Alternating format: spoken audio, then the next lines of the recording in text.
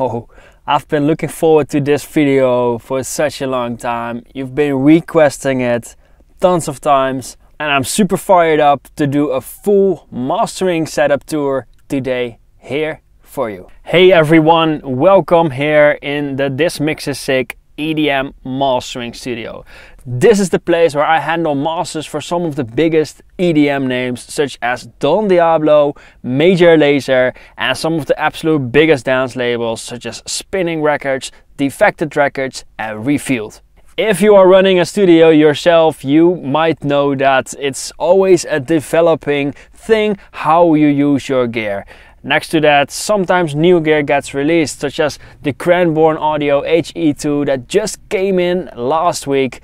And yeah, you can check out the video about that right now, as it's directly became one of my favorite EQs ever. It's such a winning unit, it's amazing, so definitely go check that out. However, this video is not going about one unit, it's about my entire setup and flow. Why do I want to make this video right now? Well, it's because I'm about to hook up this bad boy today. I'm going to switch over to the Flock system. I've heard from audio animals that this sounds absolutely amazing and provides extremely usable flexibility. I will be able to use every unit in the position that I want and control everything via the iPad. As this is such a big change in the studio, I wanted to show you the current setup and mastering workflow here before all the units gets into a different place and I am not able anymore to make the video for you. So let's start with the room itself. The room itself is situated in my Amsterdam city center apartment. My girlfriend and I are lucky to have quite a big apartment in the heart of Amsterdam with this amazing space that allow me to make a mastering studio in our home. All the acoustics in this room are designed custom and these are absolute fantastic. There's very effective absorption and bass trapping taking place and it's been revised multiple times to absolutely perform amazing with the PMCs. The sound in here is so dry and so balanced that it makes working and making mastering and mixing decisions an absolute breeze. So now let's go over everything technical, starting with the speakers. These are my PMC 6.2 monitors, known for their exceptional clarity, precision and low end punch. They are set on crotch 42 speaker stands by Zaor with IsoAcoustics Iso Pucks, which help to minimize resonance and ensure the best possible sound coming from the PMC 6.2 monitors. When I wanted to get new mastering speakers, I first thought that ATCs were going to be my pick. I listened to ATCs, absolutely love them, but the PMCs are just a different type of beast. I'm doing dance music and for dance music you want low end punch. And when comparing these bad boys behind me with the ATC SCM25 or SCM45, it's just a very different sound identity. PMC did an absolutely exceptional job with this entire line. And they have the 6.2s, the 8.2s, the full XBD system and as well the 6s. In London last year I went over and checked out the entire PMC lineup. Then PMC was demoing the 6s and they were set on top of an XBD system and everybody in the room thought that the XBD system already was actually playing the music. It sounded that good. So even if you get the PMC 6s, amazing sound is guaranteed. These PMCs still impress me every day. I've never heard anything sound this good.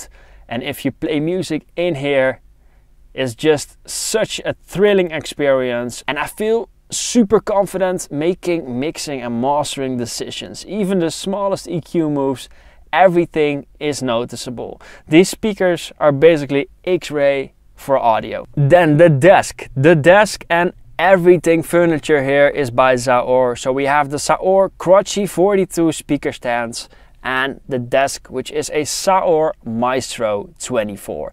It's not a normal Maestro 24 because this one is custom made for this mixer SIG by Zaor in Romania. This Maestro 24 is black, which actually isn't an option if you buy it in a store. So they've customly made this for the This Mixer SIG studio, and I absolutely love it. The same goes for my newly purchased side rack. This is the Zaor Rack Roll Black, and this is an absolutely amazing side rack because you can put it flat, which I think looks super cool, and as well has the perfect height to still be able to control the gear. Next to that, if I want to upgrade the rack roll, you can simply buy another one and stack it on there and put it vertically, so you can even accommodate more gear. Just wanted to do a quick shout out to Zaor as well. If you buy anything from Zaor, you will, next to getting extremely good service from the team, you will get amazing quality wood. It's super easy to set everything up if you're a bit handy. The quality is just so good, and all the holes and things like that are located in exactly the right position, so it feels very expensive. And yeah, it is not cheap of course, but it feels solid, and it's very robust, and I absolutely love having their furniture here in the studio. Then next up is the conversion. There's two types of conversion here. There's the ADDA, which is a Prism Lyra 2. This is responsible for the digital to analog conversion going into the Masterchain, and the analog to digital conversion coming back from the Masterchain. Next to that, the AD side is being used to clip. So you can literally clip the AD on the Prism Lyra 1 to 3 dBs and retain amazing detail and increase the RMS like nothing else can. I absolutely love clipping the Prism Lyra AD, and it does a phenomenal job. So that's the main converter for the mastering chain. However, I use another converter as well for my monitoring, and that's the Cranborne Avocet. I wanted to have a Cranborne Avocet for so long because next to being extremely precise, this is such a great monitor controller. You can mono everything, you can check the sides, and you can use very small increments to level up or level down your monitor volume. When I started monitoring through the Cranborne Avocet, I instantly felt like the monitors were sounding even better and way more precise and solid. And it was less dependent on the volume. First of all, when I only used the Prism, I think the monitor sounded amazing, but at low level I didn't feel the same detail as on medium level, and on high level it was good, but the Cranborne Avocet feels super consistent if it's being played at a very low level, a medium level, or super high level. This converter makes the sound extremely solid, and yeah, as well adds to the level of confidence that I feel when making mixing and mastering decisions. Unfortunately, Cranborne had such long delivery times, so it was super difficult to get this unit. Well, I got the chance to buy one through a good friend of mine, and it's amazing because that way allowed me to get this monitor controller in. And yes, since day one that I'm using it, I don't want to let it go. It's such a good monitor controller, and I hope that they remain making it. Then I think this is a good moment to talk about the cables. All audio cables in the This Mixer SIG studio are very high Cordial quality. I love these cables, and they are Nutric and they feel super solid. And I'm super happy, and they are super consistent quality wise. For power conditioning, I'm using Furman's M-10x E, 3 of them. Furman is amazing with their power conditioning. I absolutely have zero complaints, and it always delivers. Next to that, I'm making sure that all power here comes from one source, so there is as less as possible interference and there's no hum or any difficult noise being added because there's multiple sources of power being fed together. It will be a different video, but let me put it simple. If you are encountering any issues with power in your studio, the first thing that you need to do is get great power conditioning and make sure that all power comes from one source. Then boring but important is the computer itself. It's a 2022 M1 Max Mac Studio. This unit is amazing. It's way better than it should be for what I'm doing. If you're mastering, of course I'm using a lot of plugins in linear phase and oversampled, but that's absolute peanuts for this Mac. I'm never having any issues with latency or stuff like that, and yeah, I never get any sound from the computer as well. It's so silent, and I absolutely love the Mac Studio. And yeah, it's an absolute bliss working on the Mac and having that speed, and yeah, just not having to worry about the settings of plugins at all. So next up, some of you might have skipped to this part because this is of course the most exciting. Next up is the Masterchain. Let me first tell you what's the order of the entire chain right now, and then go over each unit to tell you what it does, why I use it, and what it's good for. Starting with the Prism Lyra DA, it goes from digital to analog, into the Xpressor Neo, into the SSL Fusion, which has an insert, the Wes Audio ngBus compressor, that goes back to the SSL Fusion. Next, into the Cranborne Audio HE2, which is stereo and has built-in mid-side.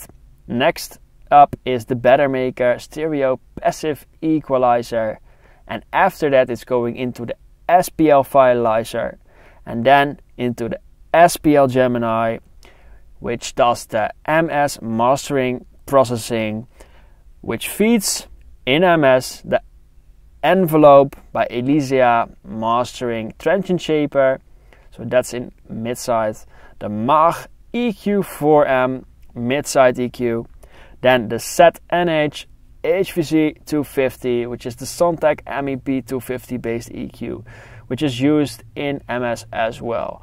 After that, it goes back into the Gemini, which then feeds the hum audio look ahead analog limiter, which then does the limiting and controls the amount of 80 clip on the Prism Lyra. So that's the Masterchain. It's a super effective chain. I currently also own the Bettermaker mastering EQ and the black box analog design HG2 tube saturator, which are amazing, and once the flock is installed I will have those in my arsenal as well as inserts. This mastering chain allows me to fine-tune everything throughout the mastering process, from EQ to dynamics to coloring to stereo imaging. This chain has it all, and it has all the options that I am after when doing dance masters.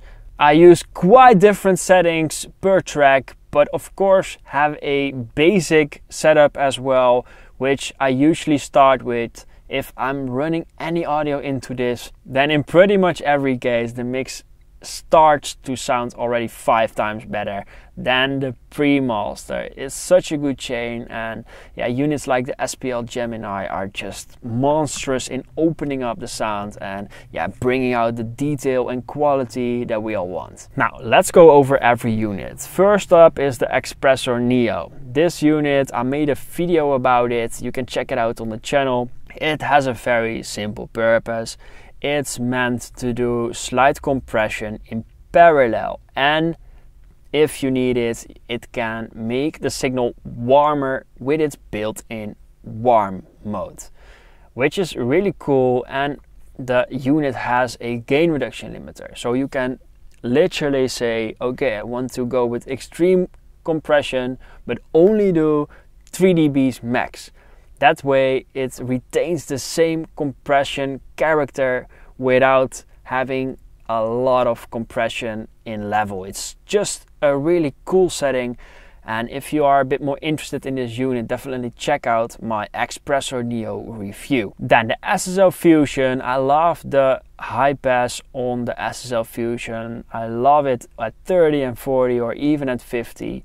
I think the Smiley EQ is great as well, and the high frequency compressor can absolutely be a winner in some cases. However, I do love to use Soothe or Gullfoss or Bloom or any other dynamic EQ like the Ozone stabilizer in the DAW, which sometimes gets better results, and in that case the high frequency compressor of the SSL Fusion would just be off. The stereo image, I think it sounds a little sterile, so I'm not using it. I'm not a big fan of it. The transformer does sound good in my opinion. I really like the crisp it gives, and it's super cool that you can insert something. Which leads us to the next unit, the Wes Audio ngBus compressor.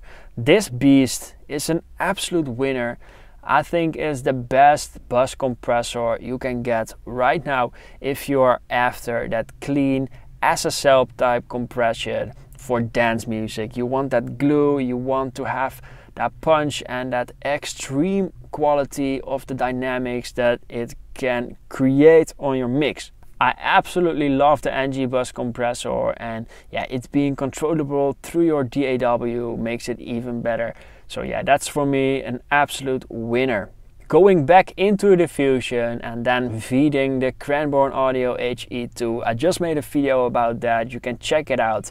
This is my new favorite unit. It's such a good sounding EQ, it's amazing.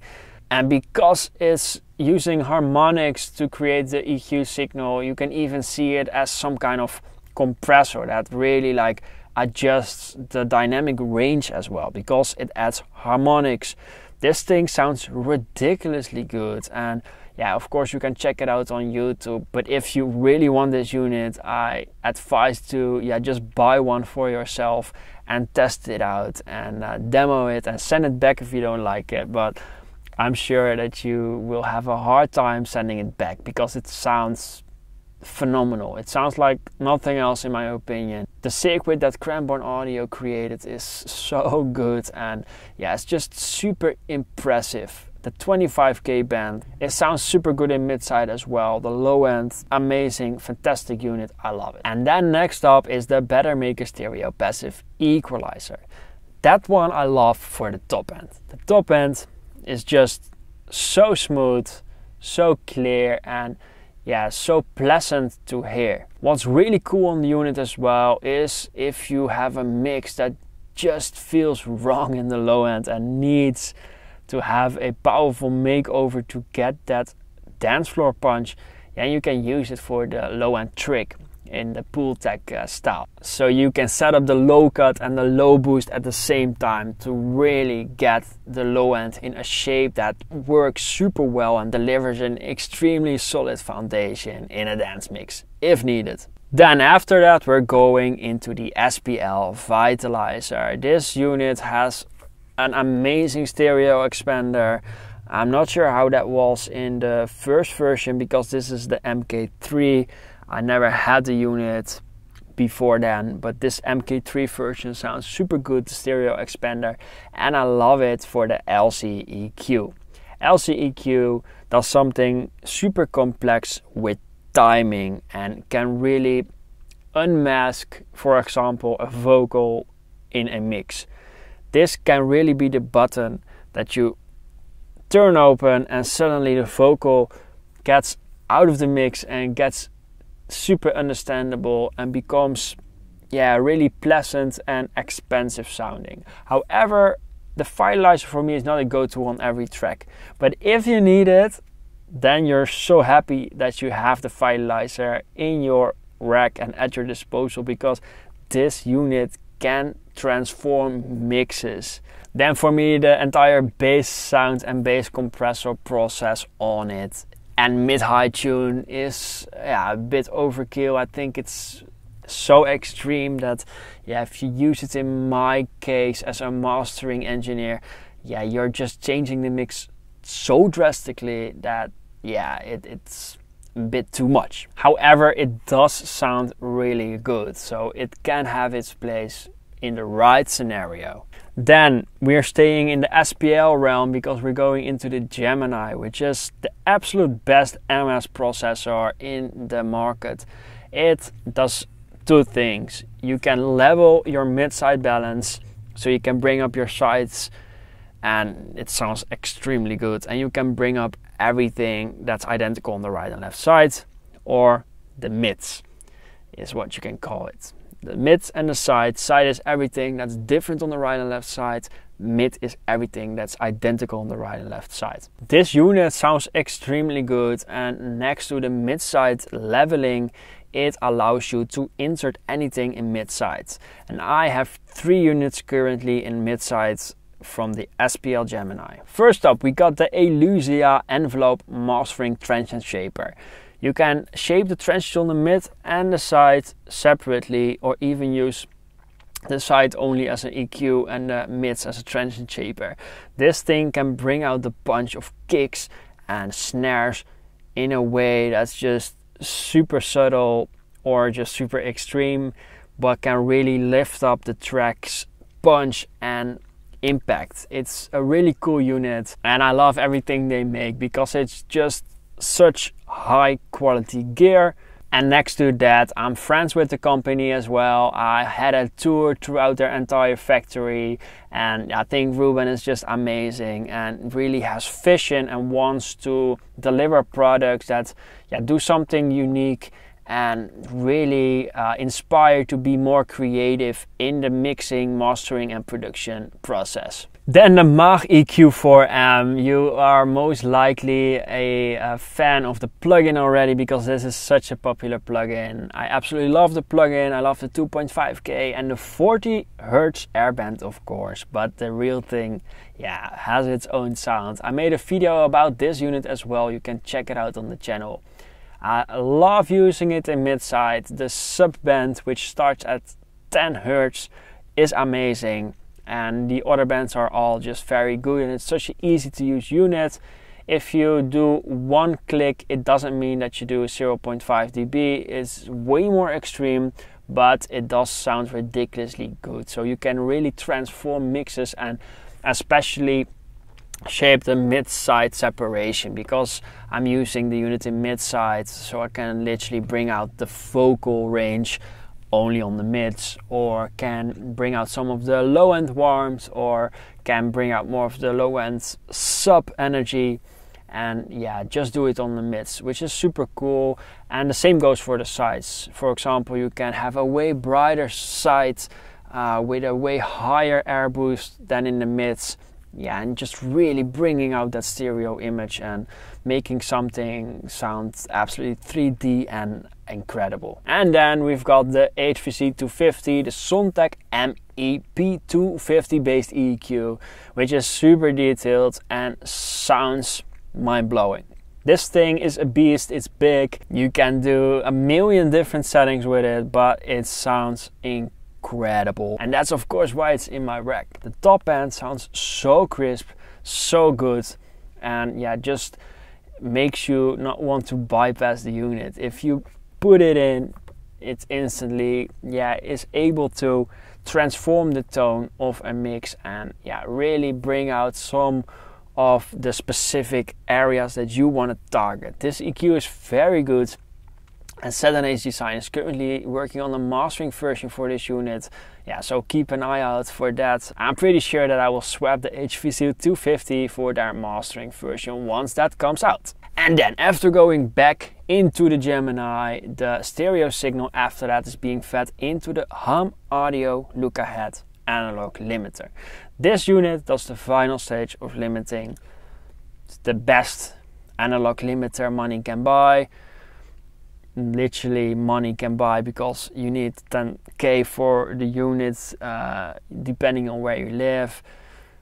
You can get it a little bit cheaper here. You can get it maybe for 7k in euros, which still is more than 7.5k in dollars, but yeah, it's an expensive unit, and that's exactly how it sounds. I love to use it for the transformers, for the stereo image, for the limiting, and it controls the amount of clipping that I do on the Prism Lyra that sits right after it. I used the Bettermaker mastering limiter before, but yeah, this thing just has a different level. It sounds so good that it's unbelievable, and yeah, it just crushes every other limiter that I've heard. So that's the mastering chain. I'm not having the black box analog HD2 hooked up. I don't have the Bettermaker mastering EQ hooked up right now because I literally got in all the D-sub cables today. I'm in the process of switching the entire studio to FLOC. I want to have the more digital type of units in my side rack, so I can have the analog only units right in front of me. I do want actually the HE2 in front of me as well, which is dark control, but it's just has such good knobs, and I really want to be able to still control it with my own hands.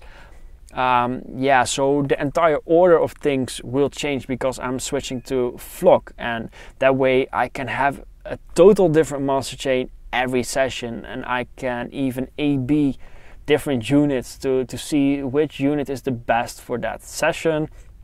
So yeah, I really wanted to make this video before then. Then as DAW, I love using Ableton. For me, I don't have to think about anything, and Ableton, yeah, is my absolute favorite program. I know the shortcuts, I'm super fast with it. I love how it's allowing me to make fades, to see the waveform, to be extremely fast, amazing sounding, and super efficient. I use my own mastering and mixing template, and yeah, that's something that keeps being developed. New plugins comes out, new techniques are being implemented or shifted, or new options are being set up on the buses, so I can just load in the stems, set it up, and already see my favorite saturators on the drum bus, my favorite clipping settings on the drum bus, and they're all off, but I can still say, okay, I want to try this, I want to try that, and have that flexibility to be as focused as possible on the actual job in making the mix sound great, and not worry too much about typing the name of the plugin and stuff like that. Everything is set up. If I want, I don't have anything altering the signal, but if I do want, I have all my options right in front of me. Ableton is next level. I love Ableton so much, and yeah, I love using that as the DAW for mastering. So what's next? I talked about it earlier. I'm about to install the FLOC audio patch, 64 channels, allowing me for 16 different units, actually 15 because I'm needing 2 slots for the SPL Gemini, so I can use it as an insert into the patch and literally decide which unit I want in mid-side and send that back into the Gemini to get it back to being a stereo signal again. It's gonna be a big job to change all cables and everything, but I'm looking forward to it as it's really a next step for the studio, and it really allows for the next level amount of flexibility. I've heard such great stories about the FLOC audio patch. I know Audio Animals loves it. I had a quick chat with Paul, and yeah, he just assured me as well that it remains the same sound even when using like 15 units in a chain. It doesn't decrease the sound. It's full analog, and it just allows for the highest possible level of analog flexibility, and I'm all about that. I love plugins. I have all new plugins. I have the best plugins. If something comes out, I want to have it yesterday. But the same goes for my analog passion.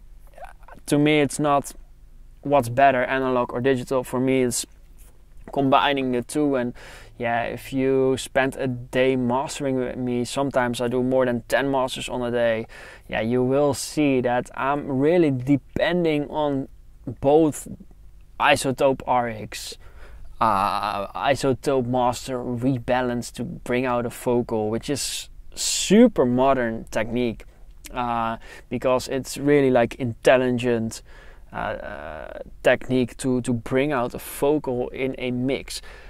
But I'm as well using super old school techniques like tube saturation or analog compression or analog clipping, and these two together, in my opinion, are essential because, yeah, in the end, it's all about sound. So thanks for joining me on this tour of my mastering setup here in the This Mix is Sick mastering studio. If you need your dance music to get mastered, just go to www.thismixisick.com and shoot me a request. I'm sure this video raises some questions about units or about order choices that I made. Just feel free to drop any of those in the comments below so I can answer them. In the next video you will see that the vlog is installed, and yeah, this is super exciting.